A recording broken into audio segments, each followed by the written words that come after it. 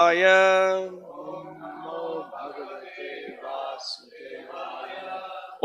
Namo Bhagavate Vasudevaya.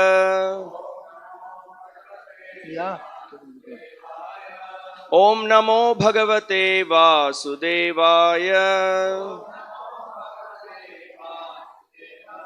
So today we are reading from the Srimad Bhagavatam, Canto 10, Chapter 15, the killing of Dhenuka, the ass demon, text from 28 to 33. So we will read the translations from 28 to 32 and then we will together do verse 33. Text 28. Lord Balarama entered the Tala forest first. Then with his two arms he began forcefully shaking the trees with the power of a maddened elephant, causing the Tala fruits to fall to the ground. Text 29. Hearing the sound of the falling fruits, the ass demon Dhenuka ran forward to attack, making the earth and trees tremble. The powerful demon rushed up to Lord Baladeva and sharply struck the Lord's chest with the hooves of his hind legs. Then Dhenuka began to run about, braying loudly. Moving again toward Lord Balarama, O king, the furious ass situated himself with his back toward the Lord. Then, screaming in rage, the demon hurled his two hind legs at him. Purport: the word Upakroshta indicates an ass and also one who is crying out nearby. Thus, it is indicated herein that the powerful Dhenuka made horrible angry sounds. Lord Balarama seized Dhenuka by his hooves, whirled him. There's the purport, right? 32. Yeah. Yeah, so we'll finish there. The purport. 33 huh? 33 yeah, how about 32 okay. As a purport? And nothing much not that much to speak on in either of them.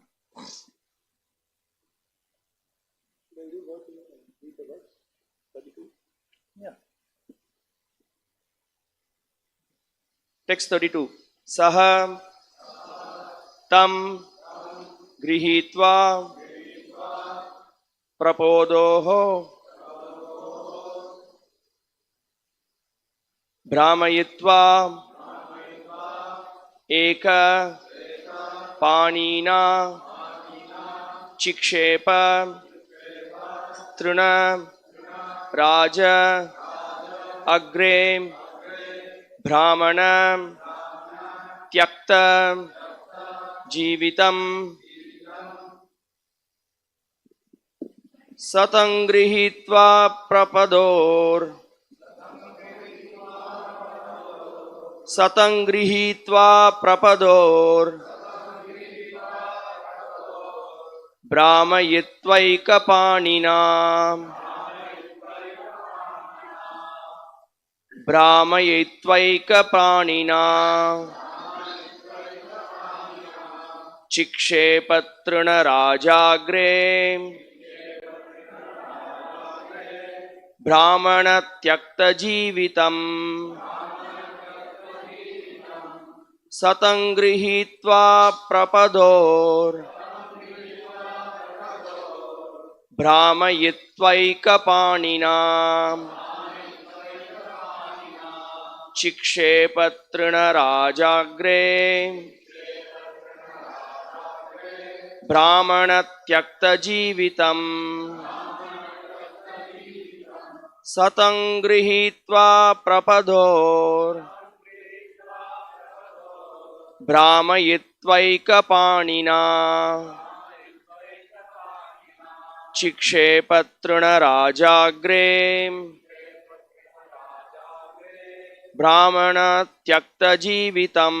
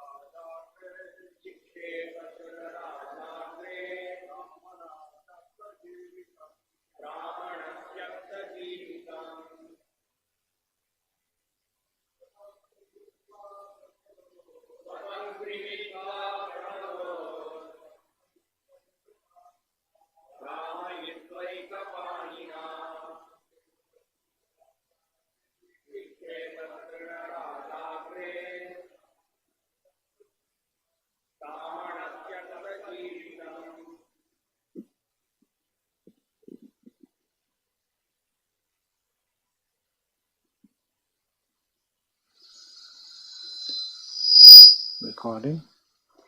Lord Balaram entered the Tala forest first. There, with his 2 arms, he began forcefully shaking the trees with the power of a maddened elephant, causing the tal fruits to fall to the ground. Hearing the sound of the falling fruits, the ass demon, Dhenuka, ran forward to attack, making the earth and trees tremble. The powerful demon rushed up to Lord Baladev and sharply struck the Lord's chest with the hooves of his hind legs. Then Dhenuka began to run about, braying loudly.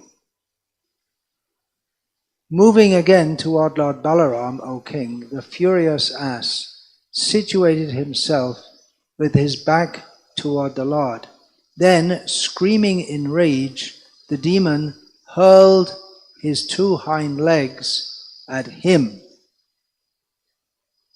Purport. The word upakroshta indicates an ass and also one who is crying out nearby. Thus it is indicated herein that the powerful Dhenuka made horrible angry sounds.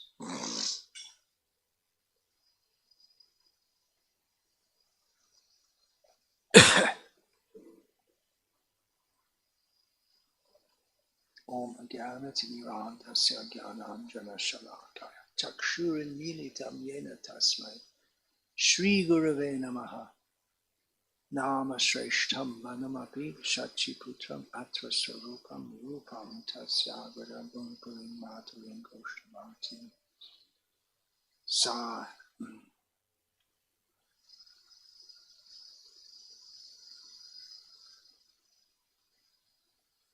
Shri Guru Paramananda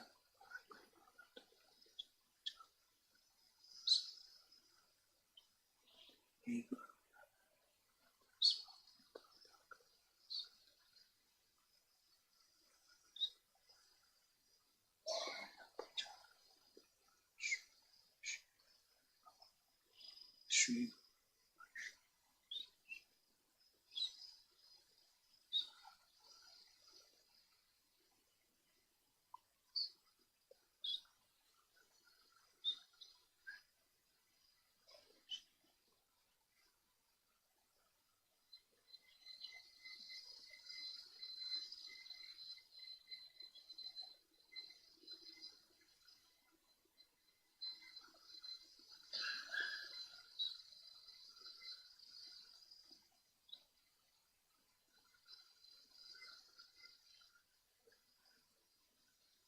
Hare Krishna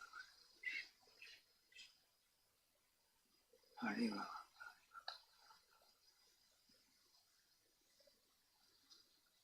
Rama. From the philosophical standpoint, there's not much to be elaborated upon in this section. Of course, philosophically you can, from anything, you can go anywhere. But from the, if you want to stick exactly to the texts and the purport, there's a definition of a word, upakroshta, and how it pertains to Dhenuka, making horrible, angry sounds. In this section of Bhagavatam, we're likely to find the speakers who are speaking that they have to take up some tangential subject. Otherwise, you could maybe spend the whole class discussing how the word upakroshta, how it's derived, the Sanskrit root, and then the prefix upa, how it could be used in different ways. But I'll go on to a tangential subject. there's a talk I've been preparing for quite some time on the evils of false prestige. So I'm not saying it with anyone in particular in mind here at the present time, but it is quite suitable if we're discussing an ass. And Dhenukasura,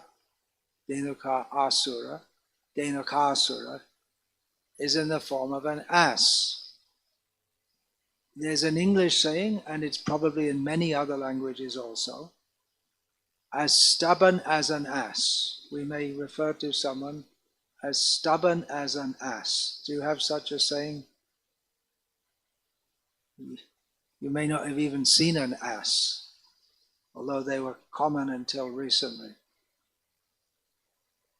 Because the ass, which is a term of an insult to call anyone an ass, sometimes he gets it in his head that he doesn't want to move. So he has a big pile of washing on his back, or clothes to be washed, or whatever. Maybe he doesn't have anything on his back.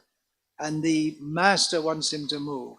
And he just stands there, and the master will whip him and whip him and whip him and curse him, and he won't move at all.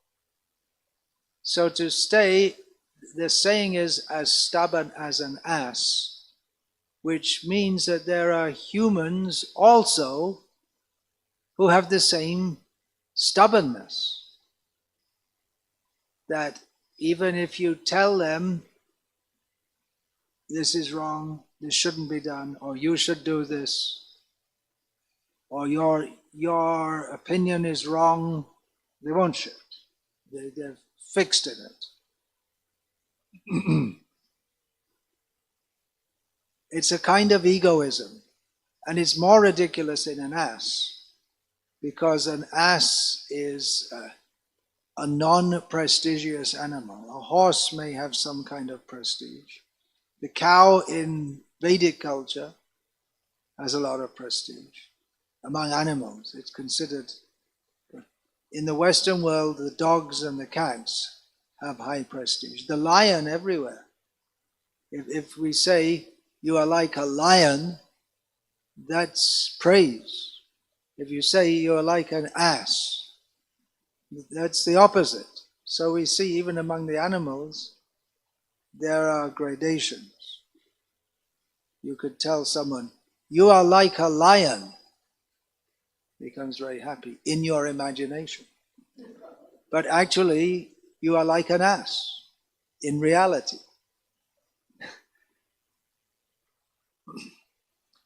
There's certain characteristics that are expected in an ass. We get a certain kind of body according to our mentality. So if we are stubborn like an ass, then we're likely to get an ass's body. What is this stubbornness of an ass? It's a kind of egoism. That I'm so great, I can show, I'm not going to move. I have my egoism. And as we read yesterday, Srila Prabhupada writes that the ass sometimes he composes poetry and he makes a big loud sound as if everyone should listen to him. But he's just an ass, that's all. Although Dhenukasura was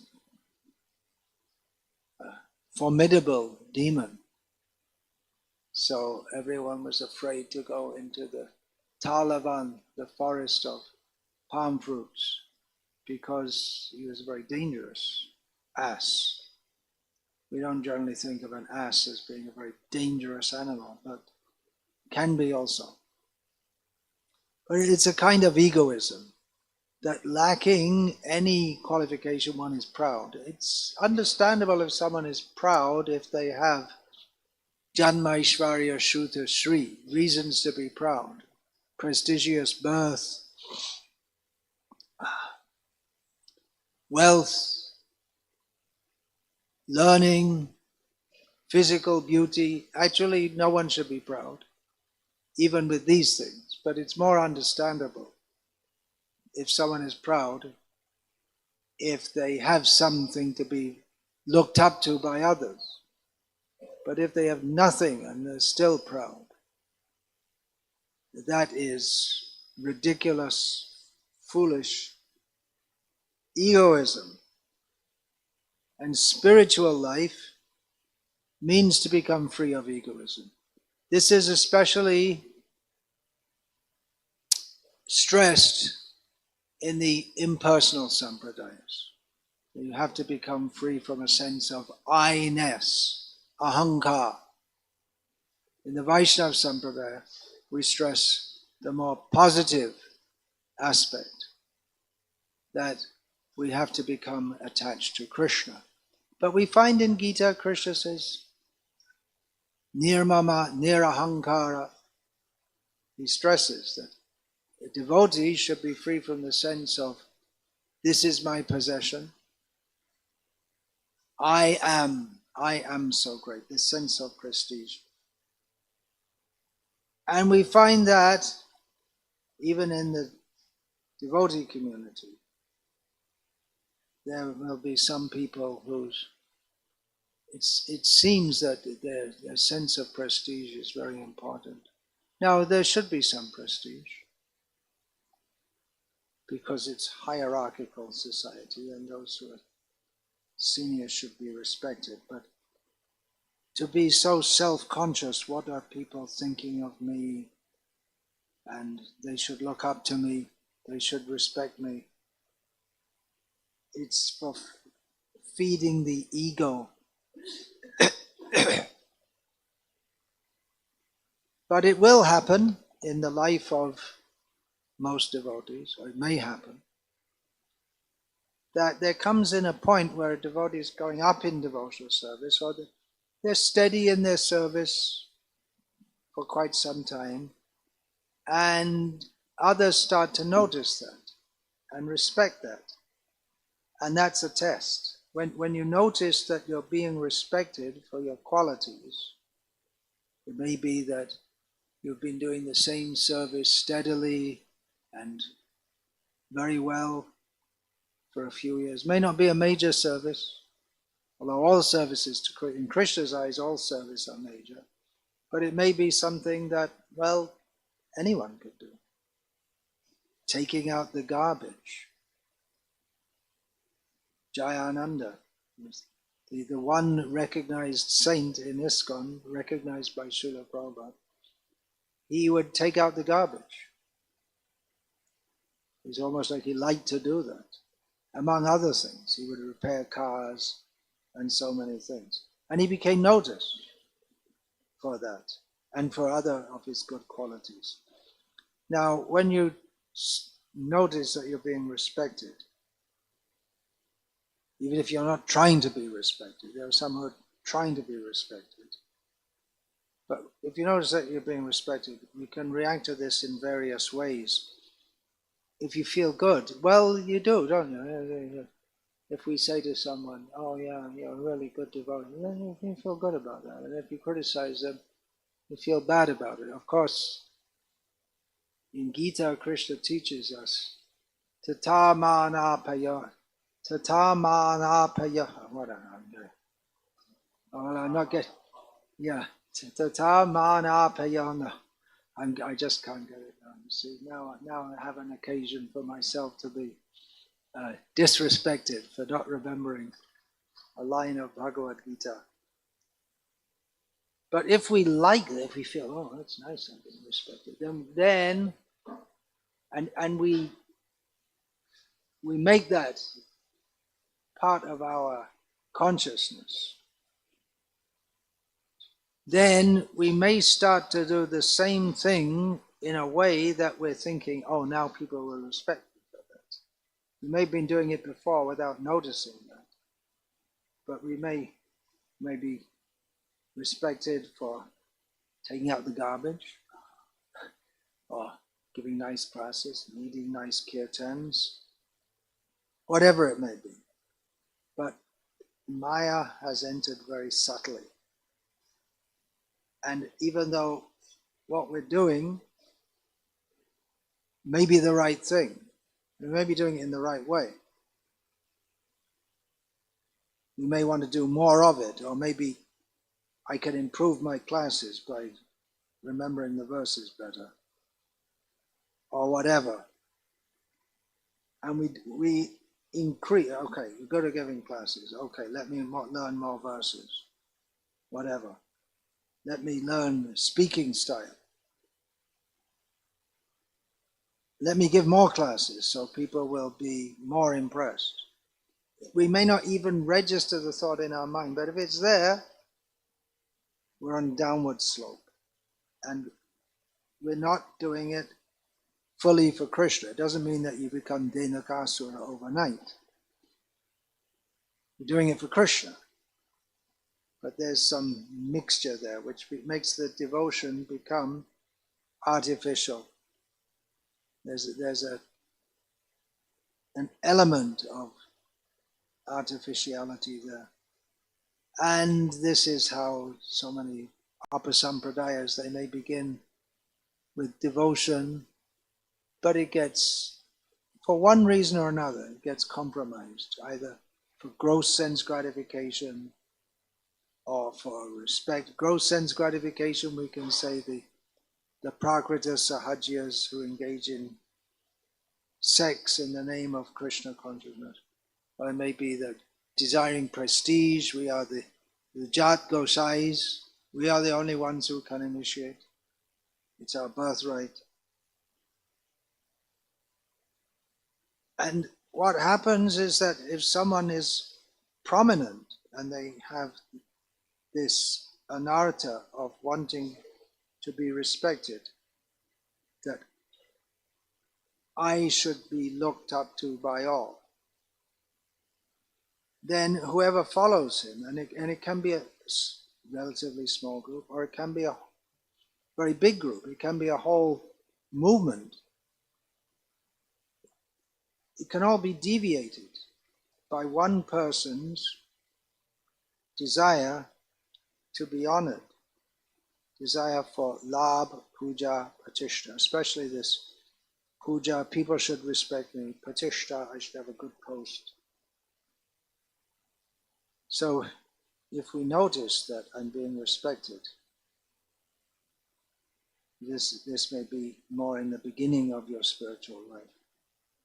One way is to respond is to pray to Krishna to protect me from this wicked mentality.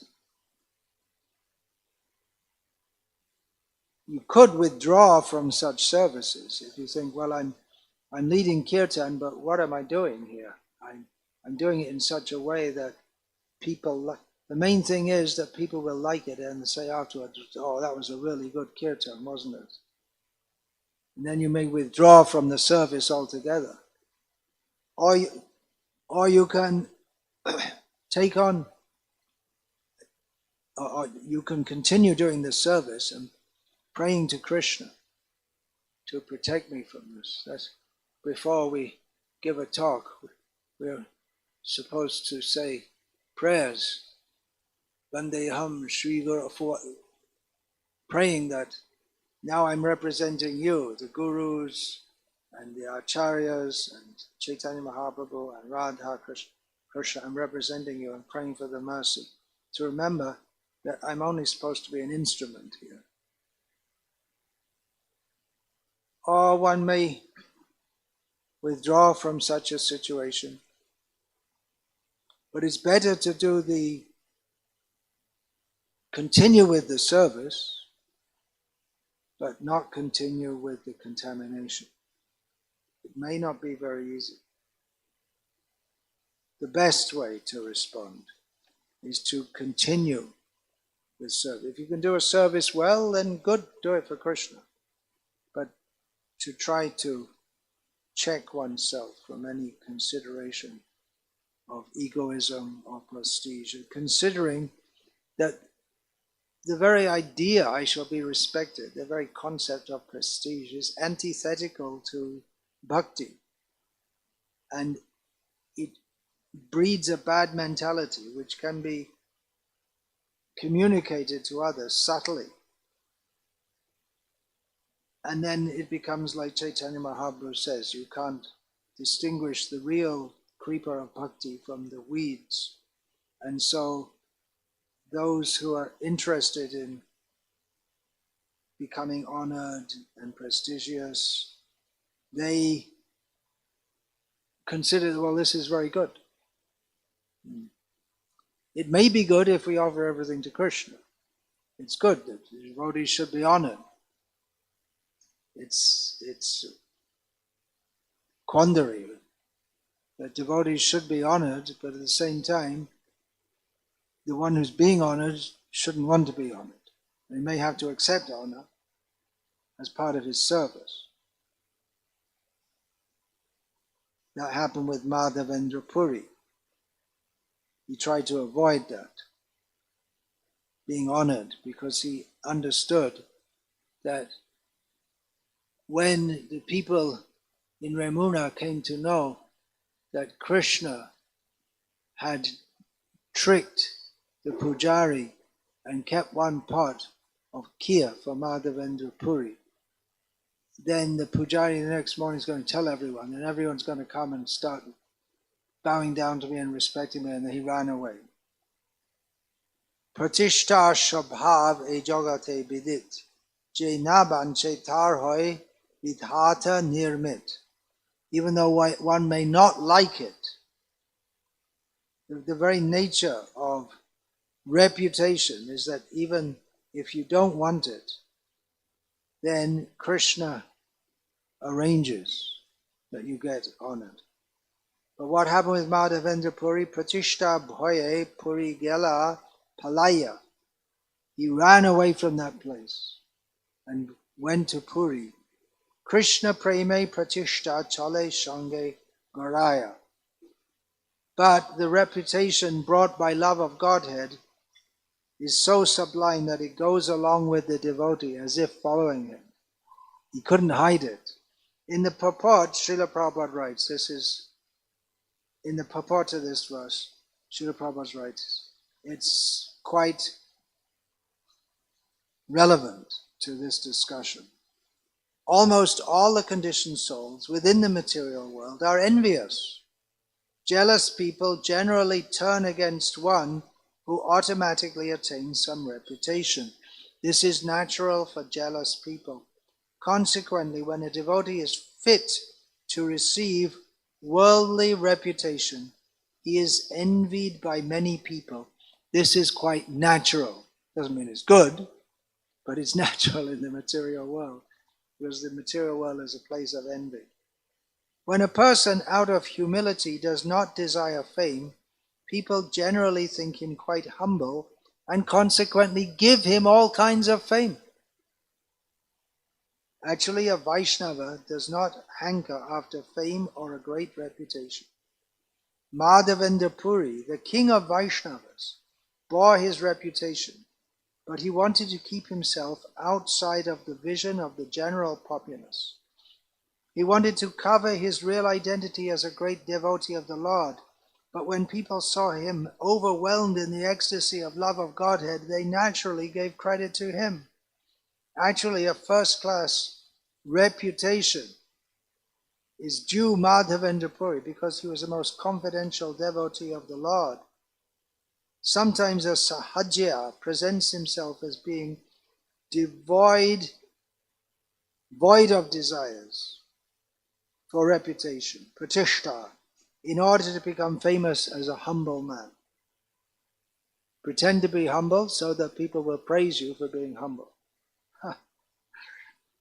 Such people cannot actually attain the platform of celebrated Vaishnavas. In this purport, Srila Prabhupada talks about Madhavendra Puri wanting to cover his real identity as a great devotee. There are narrations of Babajis in Navadvip and Vrindavan, who people were respecting them for being great devotees. So, especially in Bengal side, they'd leave fish scales outside their hut, so people would think they're eating fish. Or they would hire a prostitute to come and sit outside their hut, so people would think he's having a relationship with a prostitute. just so that people would think, but he desired to be thought badly of, thinking that this is better than being thought well of. We don't recommend doing such a thing. But the message is there. That may not be for us, that we're going to sprinkle fish scales so that people think we're eating flesh. But the lesson is there. Those who are very concerned with prestige, promoting myself, they can never have love in their heart because their dealings with others are all on this basis. That people should respect me, and you can't have love and you can't have devotion to Krishna. You may have friends, but such a friendship is all based on mutual backpatting or mutual praise. You may be very well behaved, very polite, but it's all calculated, superficial, that I'm always acting. If we get this in our consciousness, then we don't even recognize ourselves that we're always acting, some show, projecting a profile of what people think we are. But inside, it's not happening. The mood of humility and devotional service isn't being cultivated. So we may go on with devotional service in this way, but Bahu Janma Kare Jadi Shravan Kirtan Tabuta Napai Krishna Pade Premadan. We can go on like that for many lifetimes, but we won't get love of Krishna. Jai Rupe Loile Naam Prema Upajai Taha Lakhon Shuno Shurup Ram Rai. Chaitanya Mahaprabhu told Swarup Damodar and Ramananda Rai, what kind of devotion do you do that you get prema, that prema arises in the heart? What's the secret? Listen, I'll tell you, Chaitanya Mahaprabhu said. And what's the next verse? Chunada pi suni chena torori vasahishwana amanina amanadena kirtanya sadhari. We all know the verse. It's easy to learn, but it's not so easy to internalize. Because, as Srila Prabhupada said, it's natural for people to be envious of others. It seems like natural. We have internalized over countless births an attitude of envy toward Krishna. Krishna bhuli seji vanadi bahirmukh. An attitude of envy toward Krishna. And that spreads to others. Krishna describing the symptoms of a devotee. He begins, Adveshta sarva bhutanam maitra karuna evacha. He has no dvesh, no bad feeling toward anyone, to any living being. Is a friend to all, and compassionate to all. But that is unusual in this world, because we all have deep-seated envious feeling toward Krishna, which spreads to others. And that arises as the desire to be respected by others, because we have the attitude, Ishvaro Ham. Everyone should recognize, I'm the best around here. And we become envious of other devotees. Oh, why has he got a big position? Why don't I have such a position? Why haven't I been recognized? Failing to get such a position, failing to get the kind of respect, he becomes more envious, increasingly envious. Now, devotees who do significant service, they should be recognized. That's a Vaishnava principle. But doing big service or doing service well, it gives opportunities for Maya to trick us. Big service means big opportunities for Maya. And when we start to think I'm big, then we may have the attitude just like Chevan Muni. Srila Prabhupada writes, a great personality like Chevan Muni has the temperament of always wanting to be in a superior position. Such a person cannot submit to anyone. When we get in that situation, we get that attitude, and it becomes very dangerous. Leadership role in Krishna consciousness, it is guru role, and gurus have to accept the poison of Labh Puja Pratishta, which Chaitanya Mahaprabhu said we should be very careful about. Nishidacha kutinati jive hinson Labh Puja Pratishtadi jato upashakagon. Chaitanya Mahaprabhu warned, wrong behavior, engaging in activities that are forbidden, diplomacy, envy of other living beings, desires for personal gain, desires for honor, desires for permission, and so on, Chaitanya Mahaprabhu says. These are all the weeds that can choke our devotional service.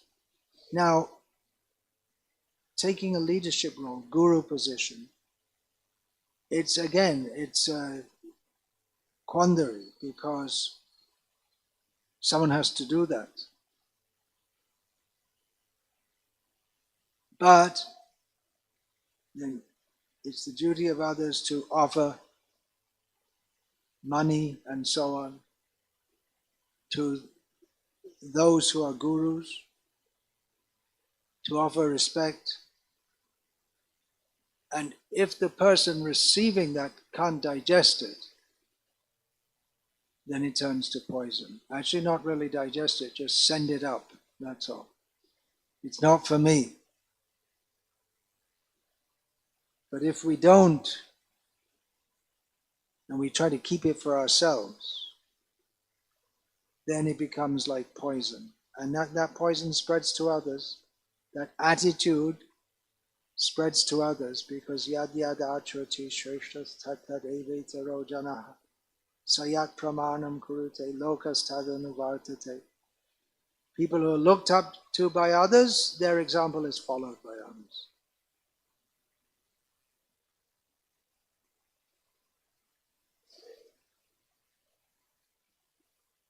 So recognition will come, but we shouldn't want it. And those who expect to be recognized and resent it if they're not honored, or not honored to the extent they think they should be, then they're in a bad space themselves. And they may radiate that to others. And then we find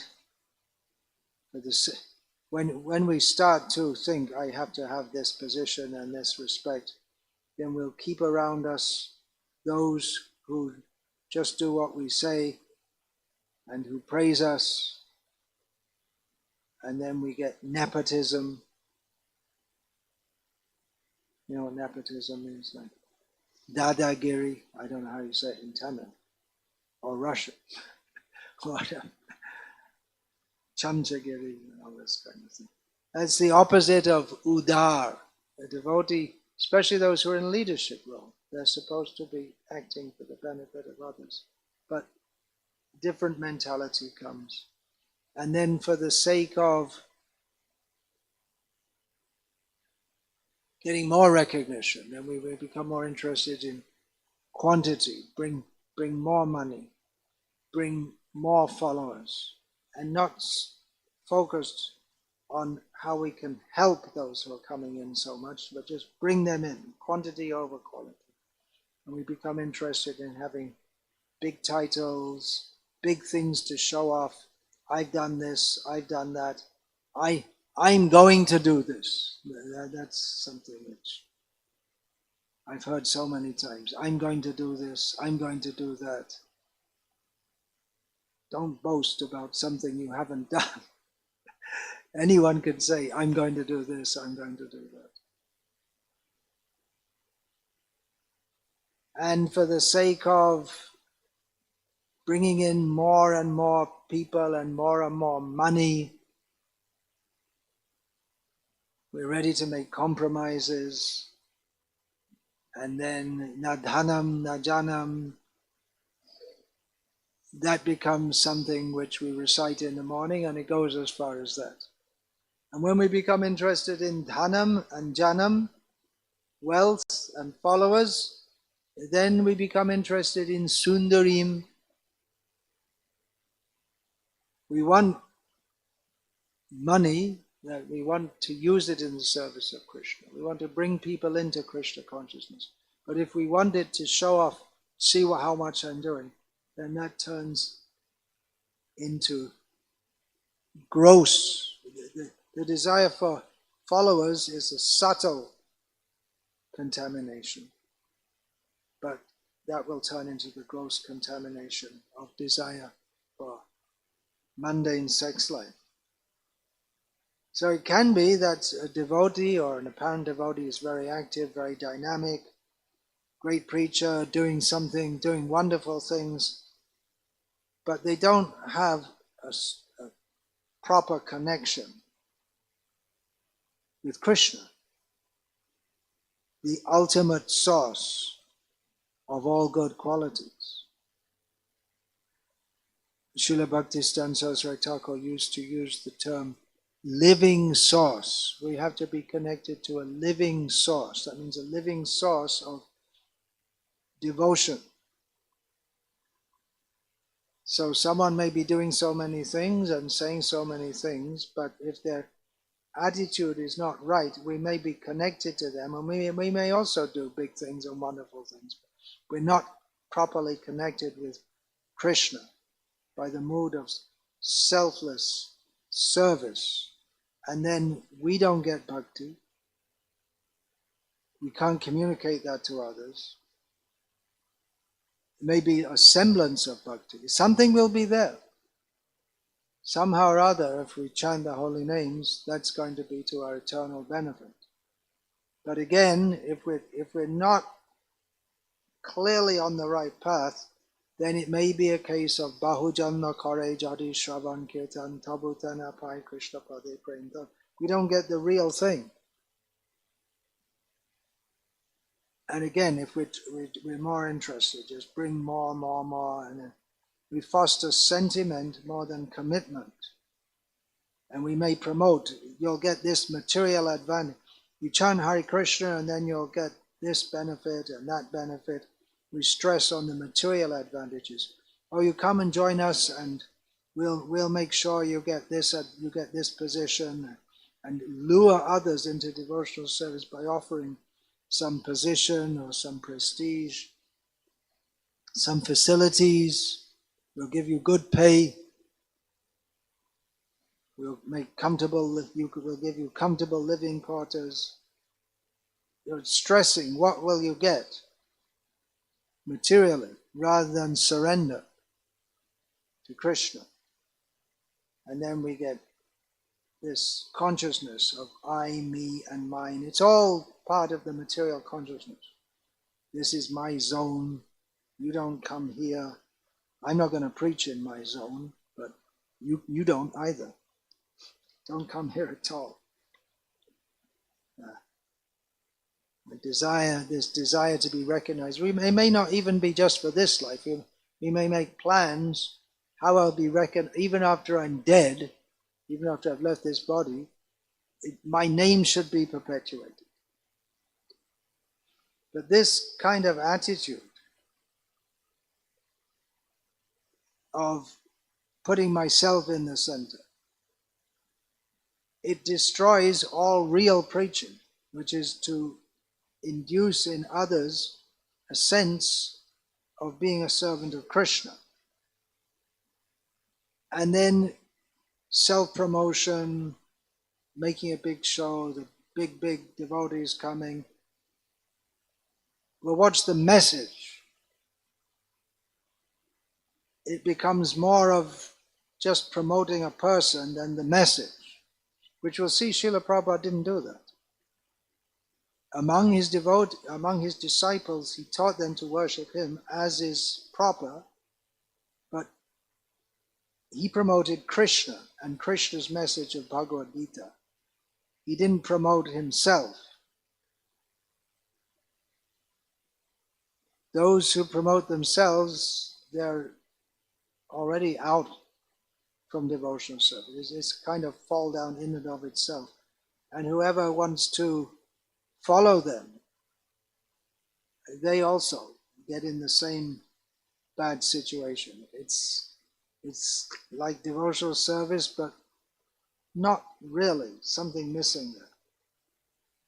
And one who preaches with a motive of self-promotion will soon find that those he preaches to will also try to drag him down, because you're cultivating an attitude of envy, and then they think, well, I can also go above the one who brought me in and promote myself. They learn the bad lesson from their guru. I'm sometimes afraid to tell someone I want to preach. Some people that you don't preach. In some cases, I say, because why do they want to preach? It's interest in showing off what I can do, rather than really wanting to serve the parampara acharyas and benefit others.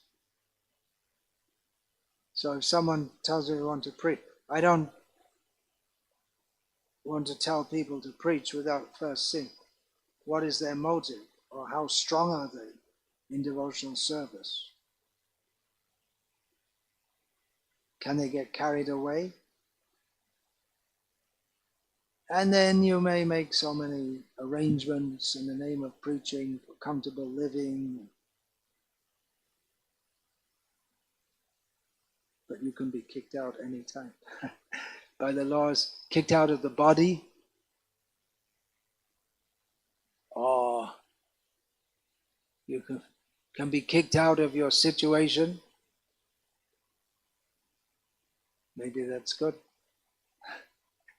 If you have nothing, you can really become a kinchan, having nothing. Devotees aspire to be like that.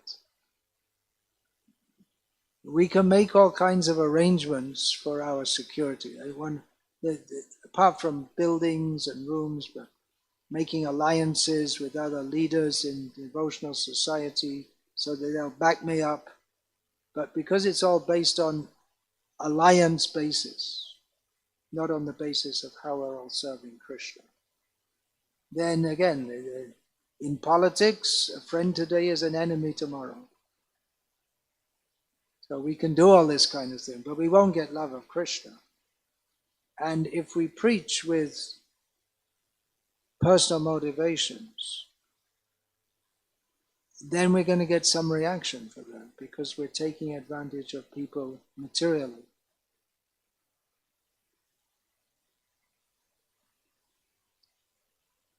It may be understandable that people are very concerned about, devotees are very concerned, what will happen to me in the future? You can't trust anyone in ISKCON.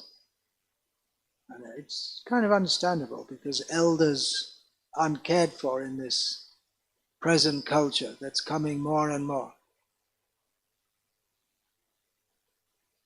What do our acharyas say about this? Raghunath Das Goswami. It's really heavy what he says. Pratishta asha drishta svapacharamani me hridi nartet katam sadhu prema sprishati shuchir etan nanu manaha. Svapacharamani means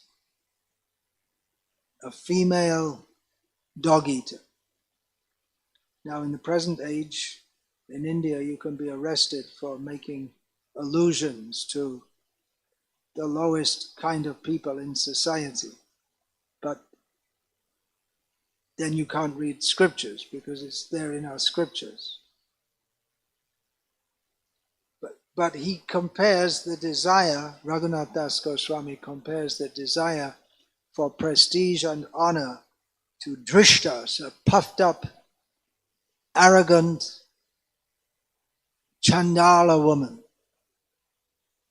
And he says, as long as such a woman is dancing in my heart, then how will pure love touch my mind? How will there be pure love for Krishna if I have these most despicable, that's the point he's making by calling it drishta swapacha ramani. It means most despicable desire for honor. Bhaktisiddhanta Saraswati Thakur echoed that. Pratishta chandali nirjanata jali ubhaye janeho maya karora. The woman, the Chandala woman of desire for honor, or the trap of wanting to go away from devotional service, go away from the just be on your own and do devotional service on your own. But Bhaktisiddhanta Saraswati Thakur says both of them are a kind of hell created by Maya. You should know that. Then Bhaktisiddhanta Saraswati Thakur says, Jore pratishta shukare bishta. The desire for mundane prestige is like the stool of a pig. So you might as well get stool of a pig and rub it all over your body as desire to be honored. Srila Prabhupada's translation of Bhagavatam, Canto 7, Chapter 13, Text 34. Those in human society who are intelligent should give up the original cause of lamentation, illusion, fear, anger, attachment, poverty, and unnecessary labor.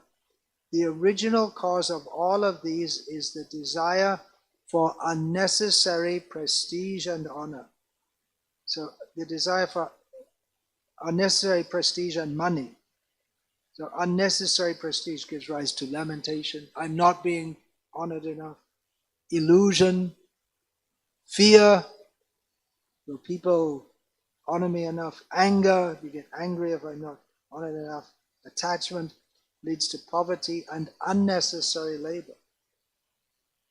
So we should rather think, remind ourselves how Krishnadas Kaviraj Goswami thinks of himself. Jagai madhai hoite mui se papishta purishe kit hoite mui se logishta more nam shune jay tar punna khoi more nam loi jay tar pap hoi. He says, I am more sinful than Jagai and Madhai, and I'm lower than a worm in stool. Whoever hears my name loses his pious credits, and whoever says my name becomes sinful.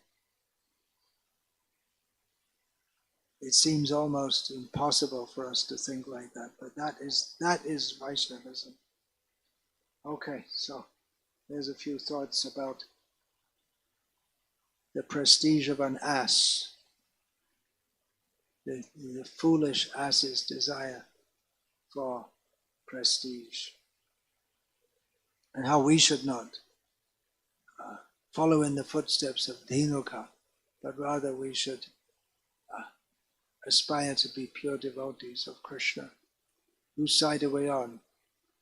Yudhishthir's or Duryodhana's? Krishna's? Are we with the cowherd boys? Are we with the Dhenuka and his followers? He also had followers.